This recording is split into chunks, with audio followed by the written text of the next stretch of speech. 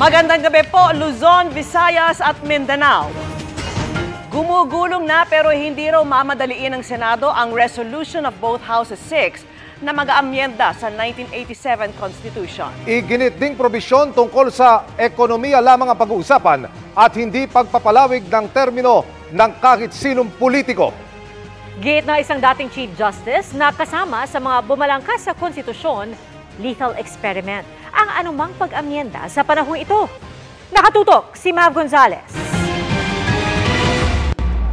Pinagulong na sa Senado ang pagtalakay sa Resolution of both Houses No. 6 o RBH 6 na layong amyendahan ng ilang economic provisions ng 1987 Constitution. Pero hindi raw ito kailangang madaliin dahil walang dapat habuling timeline.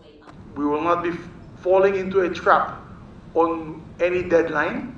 It cannot be rushed like any regular bill that is just approved without thinking.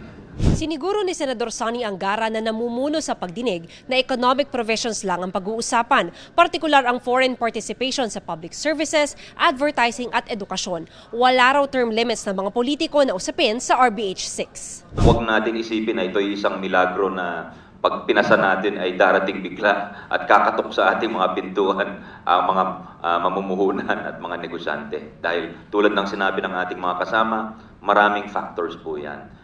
Kasama sa mga humarap sa pagdinig ng Senado ang ilang bumalangkas o framer ng 1987 Constitution. Si dating Supreme Court Justice Adolfo Azcuna, pabor daw na tanggalin ang economic restrictions sa saligang batas. It should not be in the Constitution. It should be in an ordinary legislation. Economic provisions should be flexible to meet changing times in the economy. Hindi rin pabor sa charter change ang kapwa constitutional framer na si Attorney Christian Monsod dahil hindi naman daw ito nabanggit noon bilang paraan para maabot ang mga dati ng target ng administrasyon. There is absolutely no mention, as already mentioned earlier, of any charter change in the Philippine Development Fund 2023 to 2028. Si dating Chief Justice Hilario Davide Jr. naman, merong babala kung ngayon gagawin ang pag-aamyenda sa saligang batas. Amendments to or revision of the Constitution at this time would be a lethal experiment, a fatal leap, a plunge to death, a leap to hell. It will be a cha-cha dance to the grave or to hell. Isang probisyon na hindi malinaw ang pagkakasulat sa konstitusyon ay kung magkasama o magkahiwalay boboto ang Senado at Kamara sa mga amendment sa konstitusyon. Pero sabi ng mga legal luminaries, kabilang si dating Justice Vicente Mendoza, ang diwa ng konstitusyon ay bicameral ang Kongreso, kaya dapat hiwalay.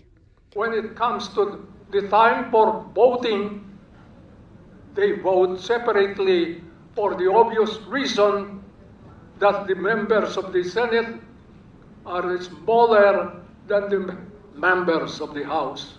Gusto rin yan linawin ni Senador Robin Padilla na naghain ng hiwalay ng Resolution of both Houses No. 7 para mailagay sa saligang batas ang hiwalay na botohan ng dalawang kapulungan sa pag-amyenda ng konstitusyon. Para sa GMA Integrated News, Mav Gonzalez, nakatutok, 24 Oras.